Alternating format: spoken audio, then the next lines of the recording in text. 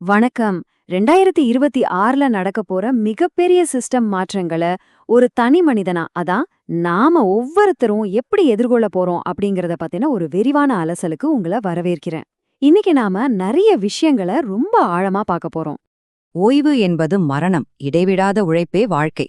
சுவாமி விவேகானந்தரோட இந்த பவர்ஃபுல்லான வரியோடையே நாம ஆரம்பிக்கலாம். ஏன்னா இந்த மாடர்ன் உலகத்துல நாம சும்மா இருக்கக்கூடாது, இந்த சிஸ்டத்தை நோக்கி தொடர்ந்து கேள்விகள் கேட்டுட்டே இருக்கணும் அப்படிங்கறது தான் இது நமக்கு உணர்த்தும். எதையும் அப்படியே ஏத்துக்க கூடாது, சரியா? சரி, இன்னைக்கு நம்ம என்னென்ன பார்க்க போறோம்னு டக்குன்னு சொல்லிடுறேன். புதிய அரசியல், பழைய சிஸ்டம், பொருளாதாரம் மற்றும் வேலைவாய்ப்பு, டிஜிட்டல் இந்தியா யாருக்கானது, கல்விங்கிறது மார்க்கா இல்ல சுய தேடலா, அப்புறம் கடைசியா சிஸ்டத்தை நோக்கிய கேள்விகள். என்னடா எல்லாமே சம்பந்தமே இல்லாம இருக்கேன்னு நினைக்க வேணாம், இது எல்லாத்தையும் இணைக்கிற ஒரு சூப்பரான கதையத்தான் நாம பார்க்க போறோம். முதல்ல இந்த ஒரு முக்கியமான கேள்வியோட ஆரம்பிப்போம். ஆட்சி பண்ற முகங்கள் மாறினாலும் அவங்களுக்கு கீழே இயங்குற அந்த அடிப்படை சிஸ்டம் மாறாம அப்படியே இருந்தா என்ன நடக்கும்? இத பத்தி நம்ம கண்டிப்பா ஆழமா யோசிச்சாகணும். பகுதி 1, புதிய அரசியல், பழைய சிஸ்டம். 2026 தமிழக அரசியல் களத்துல தலைமை என்னவோ புதுசுதான். ஆனா அந்த சிஸ்டத்தோட பழைய சுபாவங்கள் எப்படி இருக்குன்னு பாருங்களேன். காஞ்சிபுரம் கோனேரிக்குப்பம் ஊராட்சியில ஒரு நீர்த்தேக்க தொட்டி கட்ட 16.83 லட்சம் ரூபாய்க்கு ஒரு டெண்டர் மே 12ஆம் தேதி ரிலீஸ் பண்ண வேண்டியதை எந்த முன்னறிவிப்பும் இல்லாம மே 18 அன்னைக்கு உருவாக்கி மே 19 அன்னைக்கு ஆன்லைன்ல விட்டு வெறும் 6 மணி நேரத்துல அந்த டெண்டரையே முடிச்சிட்டாங்க. புது அரசாங்கம் வந்து வெறும் 9 நாள் தான் ஆகுது, அதுக்குள்ள இது நடந்திருக்கு. இதுக்காக கலெக்டர் ஸ்னேகா அவங்க, பிடிஓ சாந்தி, ஏஇ கயல்விழி 2 பேரையும் சஸ்பெண்ட் பண்ணிருக்காங்க. முகங்கள் மாறினாலும் அந்த அதிகார வர்க்கத்தோட சிஸ்டம் மாறல அப்படிங்கிறதுக்கு இது ஒரு கிளாசிக்கான உதாரணம். இன்னொரு பக்கம் பாத்தீங்கன்னா, முதல்வர் விஜய் தலைமையில 2026 அரசியல் களம் முற்றிலும் புதுசா இருக்கு. தமிழக வரலாற்றிலே முதல் முறையா திமுக அப்புறம் இபிஎஸ் தலைமையிலான அதிமுகன்னு 2 பெரிய எதிர்க்கட்சிகள். இபிஎஸ் தரப்பை எதிர்த்து தவகவா ஆதரிச்ச 25 அதிமுக கிளர்ச்சி எம்எல்ஏக்களுக்கு அமைச்சர் ஆதவ் அர்ஜுனா ஆதரவா பேசுறாரு. அப்படி இன்னொட பக்கம் பார்த்தா, மெடிக்கல் டிபார்ட்மெண்ட்டுக்காக 40 புது பொலிரோ ஜீப்களை முதல்வரே ஓட்டி சோதனை செய்றாரு. பெண்கள் பாதுகாப்பிற்காக பவானி ஸ்ரீயை முன்னிலைப்படுத்தி சிங்கப்பெண் படை ஆரம்பிச்சிருக்காங்க. ஆனா இவ்வளவு நடக்கும்போது மக்களாகிய நாம என்ன பண்றோம்? இதையெல்லாம் விட்டுட்டு சமூக வலைதளங்கள்ல ரீல்ஸ் பார்த்துட்டு ஒரு டோபமைன் உலகத்துக்குள்ள நம்ம கவனத்தை மொத்தமா தொலைச்சிட்டு நிக்கிறோம். இதுல நம்ம முக்கியமா கவனிக்க வேண்டியது என்னன்னா, உள்ளூர் அரசியல் ஒரு பக்கம் இருந்தாலும் உலகளாவிய பொருளாதாரம் நம்ம சாமானிய மக்களை எப்படி பாதிக்குது அப்படிங்கிறது தான். அதை தெரிஞ்சுக்க இந்த கேள்வியை கேட்டு பாருங்க. இந்திய ரூபாயோட மதிப்பு ஏன் திடீர்னு 96.75க்கும் கீழே போச்சு? பகுதி 2, பொருளாதாரம் மற்றும் வேலைவாய்ப்பு. குளோபல் லெவல்ல நடக்கிற பொருளாதார மாற்றங்கள் உள்ளூர்ல வேலை தேடுற இளைஞர்களை எப்படி நேரடியா தாக்குதுன்னு இப்போ பாப்போம். 2026ல மட்டும் ரூபாயோட மதிப்பு 7% சரிஞ்சிருக்கு. இதுக்கு என்ன காரணம்? சர்வதேச சந்தையில பிரெண்ட் கச்சா எண்ணெய் ஒரு பேரல் $110 தாண்டிடுச்சு. ஈரான் போர் பதற்றங்கள் அப்புறம் அந்நிய முதலீடுகள் பெருமளவுல வெளியில போனதான் இதுக்கு முக்கிய காரணம்.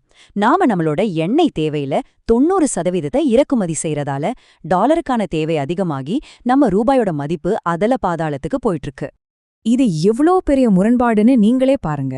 ஒரு பக்கம் டெக்னாலஜி துறையில மெட்டா நிறுவனம் 8000 ஊழியர்களை பணி நீக்கம் செஞ்சுட்டு சுமார் 125 145 பில்லியன் டாலர்களை ஏஐல, அதாவது செயற்கை நுண்ணறிவிலே இன்வெஸ்ட் பண்றாங்க.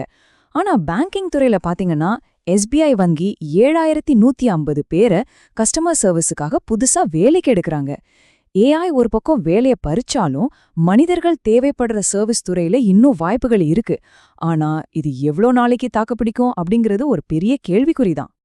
அப்படியே நம்ம கவர்மெண்ட் வேலை வாய்ப்பு பக்கம் வந்தோம்னா இந்த அட்டவணையை கொஞ்சம் பாருங்க. அடுத்த 10 வருஷத்துல டிஎன்பிஎஸ்சி மூலமா நிரப்பப்பட வாய்ப்புள்ள இடங்களோட மதிப்பீடு இது. குரூப் 1, 2, 4ன்னு எல்லாத்தையும் சேர்த்தா மிக சிறந்த முறையில கணக்கு போட்டாலே அடுத்த 10 வருஷத்துல 1,00,000 பேருக்கு அரசு வேலை கிடைக்கலாம். ஆனா இது ஒரு மேலோட்டமான நம்பர் மட்டும்தான். அந்த நம்பர்ஸ்க்கு பின்னாடி இருக்கிற கசப்பான உண்மைகளை நாம பேசியே ஆகணும். இன்னைக்கு அரசு வேலைகளுக்கு 3 பெரிய ஆபத்துகள் இருக்கு. 1, ஏஐ மற்றும் ஆட்டோமேஷன் வர்றதால ஃபியூச்சர்ல 20-30% கிளார்க் வேலைகள் குறையலாம். 2, வருஷத்துக்கு 8-10 லட்சம் பேர் புதுசா வேலை தேடி வர்றப்போ வெறும் 5-6% பேருக்கு மட்டும்தான் அரசு வேலைகள் கிடைக்கும். 3வது விஷயம், புதுசா வேலைகள் பெருசா உருவாக்கப்படுறதே இல்ல. ரிட்டையர் ஆகிறவங்களோட இடங்கள் மட்டும்தான் நிரப்பப்படுது. அதனால 2026ல கவர்மெண்ட் சிஸ்டத்தை மட்டுமே நம்பி வேலை தேடுறது அப்படிங்கிறது மேத்தமேட்டிக்கலாவே பாசிபிள் இல்லாத ஒரு விஷயம். வேலைவாய்ப்புலே இந்த நிலைமைன்னா சாமானிய மக்களை அரசு கூட நேரடியாக இணைக்குதுன்னு சொல்லப்படுற டிஜிட்டல் கட்டமைப்போட நிலைமை என்ன?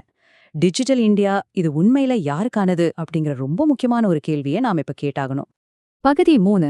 Digital India யாருக்கானது? டெக்னாலஜி என்னதான் அபாரமா வளர்ந்தாலும் அது எப்படி நம்ம கிராமப்புறம் மற்றும் விளிம்பு நிலை மக்களை தொடர்ந்து பின்னுக்கு தள்ளுதுன்னு பாருங்களேன். பீம் ஆப் 300% வளர்ந்துடுச்சுனே நம்ம செலிப்ரேட் பண்ணாலும் ரியாலிட்டி வேற. கிராமப்புற கவர்னன்ஸ் மொத்தம் 6 பெரிய தடைகளை சந்திக்குது. நகரங்கள்ல இன்டர்நெட் பயன்பாடு 103% இருக்கும்போது கிராமங்கள்ல அது வெறும் 38% தான். இது போக கல்வியறிவு இல்லாம கவர்மெண்ட் வெப்சைட்கள் எல்லாமே இங்கிலீஷ்ல இல்லைன்னா புரியாத தமிழ்ல இருக்கிறது, அடிக்கடி கரண்ட் கட், ஓடிபி வராத நெட்வொர்க் பிரச்சனை, சேவை மையங்கள் யாராவது ஒருத்தரை நம்பியிருக்க வேண்டிய கட்டாயம். இதுக்கு மேல தங்கள் பவர் போயிடுமோன்னு பயப்படுற அதிகார வர்க்கத்தோட எதிர்ப்பு. இதெல்லாம் சேர்ந்து அரசாங்கத்தை நேரடியா அணுகுற உரிமைய நகரங்களுக்குள்ள மட்டுமே அடைச்சு வச்சிடுச்சு. இந்த டிஜிட்டல் டேட்டாவை எல்லாம் கொஞ்ச நேரம் ஓரமா வச்சுட்டு இன்னும் கொஞ்சம் ஆழமான மனித உணர்வுகளுக்குள்ள போவோம். இன்னைக்கு இருக்கிற கல்வி அப்படிங்கிறது வெறும் மார்க்குக்கான பந்தயமா இல்ல ஒரு வலி நிறைந்த சுயத்தேடலின் பயணமா? பகுதி 4. கல்வி மதிப்பெண்களா அல்லது சுயதேடலா? ஏஐ மாதிரியான மெஷின்கள் செகண்ட்ல பதில்களை தர்ற இந்த காலத்துல பல வருஷங்கள் போராடி படிக்கும் நம்ம கல்வியோட ஆழம் என்ன? 97.57%. இது சும்மா ஒரு நம்பர் கிடையாது. 2026 10ஆம் வகுப்பு பொதுத் தேர்வுல ஸ்டேட்லயே 25வது இடத்துல இருந்த புதுக்கோட்டை மாவட்டத்தை நம்பர் 1 இடத்துக்கு கொண்டு வந்த பாஸ் பர்சன்டேஜ் இது. இந்த ஸ்லைட்ல நாம உண்மையில கவனிக்க வேண்டிய விஷயம் என்னன்னா, இந்த பெர்சன்டேஜ்க்கு பின்னாடி இருக்கிற அந்த மாபெரும் வலி. கரும்பு வெற்ற விவசாயிகளோட பிள்ளைங்க, ஜவுளி தொழிலாளர்களோட குழந்தைங்கன்னு பல பேர் ராத்திரி பகலா படிச்சு வாங்கின மார்க் இது. சயின்ஸ்ல மட்டுமே 10,476 பேர் 100க்கு 100 வாங்கியிருக்காங்க. ஆனா இந்த அத்தனை குழந்தைங்களுக்கும் முன்னாடி நீட் அப்படிங்கிற ஒரு பெரிய சுவர் இமயம் மாதிரி நிக்குது. இன்னொரு பக்கம் பாத்தீங்கன்னா, இந்த சிஸ்டம் வெறும் நம்பர்ஸ கொண்டாடுற அதே நேரத்துல மே மாச ரிசல்ட் டைம்ல தற்கொலை எண்ணத்தோட வர்ற கால்ஸ் 4 மடங்கு அதிகமாகுதுன்னு ஸ்னேகா தொண்டு நிறுவனத்தோட ரிப்போர்ட் சொல்லுது. வெற்றியோ தோல்வியோ அந்த ஸ்டூடெண்ட்ஸ் அனுபவிக்கிற பிரஷரை இந்த சிஸ்டம் கண்டுக்கிறதே இல்லைங்கிறது தான் நிதர்சனம். கல்வி சிஸ்டமே இப்படி இருக்குன்னா நம்ம ஜனநாயக சிஸ்டம் எப்படி இருக்கு? பணத்தை மிச்சப்படுத்துறது நம்ம ஜனநாயகத்தை காப்பாத்துமா? இந்த கேள்வியோட நம்ம கடைசி பகுதிக்குள்ள போகலாம். பகுதி 5. சிஸ்டத்தை நோக்கி பல கேள்விகள். அதிகாரத்தை அப்படியே கண்மூடித்தனமா ஏத்துக்காம நாம ஏன் தொடர்ந்து கேள்விகள் கேட்டுக்கிட்டே இருக்கணும்னு இப்ப சொல்றேன்.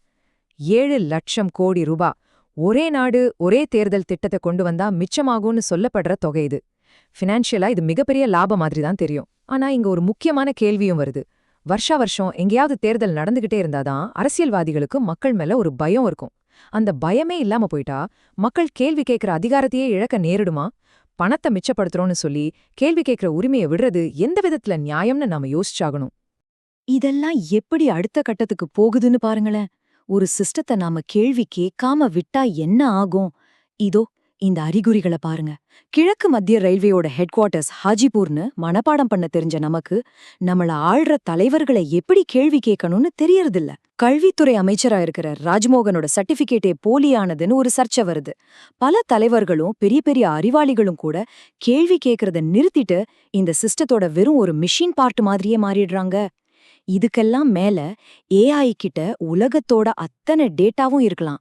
ஆனா என்ன கேள்வி கேட்கணும் அப்படிங்கிற அறிவும் துணிச்சலும் ஒரு மனுஷனுக்கு நமக்கு மட்டுமே இருக்கிற ஒரு விஷயம். நிறைவா வேண்டினுண்டாக துறக்கத் துறந்த பின் ஈண்டியற்பால பல அப்படிங்கிற திருக்குறளோட இந்த அலசலை நான் முடிக்கிறேன். உண்மையான சந்தோஷம் வேணும்னா ஆசைகளையும் பற்றுதல்களையும் முன்கூட்டியே விடணும்னு வள்ளுவர் சொல்றாரு. அதே மாதிரி இந்த சிஸ்டம் நம்ம மேல திணிக்கிற விதிகளை, அந்த போலியான மனப்பாட கல்விய, ரீல்ஸ் மாதிரியான கவனச்சிதறல்கள் எல்லாம் விட்டிட நாம தயாரா இருக்கோமா? இந்த சிஸ்டம் சொல்ற அதே வழியில போகாம உண்மையான அறிவை தேடுற ஒரு சுய தேடலுக்கு நாம தயாரா? இந்த கேள்வியை உங்ககிட்டே விட்டுட்டு நான் விடைபெறுகிறேன். யோசிச்சு பாருங்க.